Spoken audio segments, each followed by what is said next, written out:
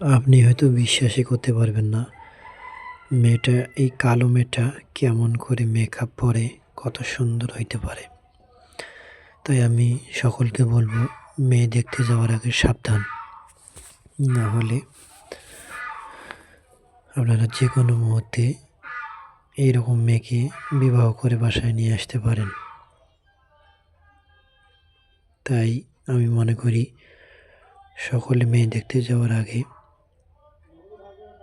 সময় নিয়ে মেয়েটিকে ভালোভাবে জেনে তারপরে দেখতে যাওয়া উচিত। না হলে এক দেখাতে যদি প্রেমে পড়ে যান, তাহলে আপনাকে এই ধরনের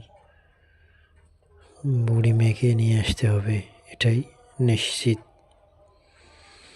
তাই প্রত্যেকে সাবধান, এগুলো এড়াতে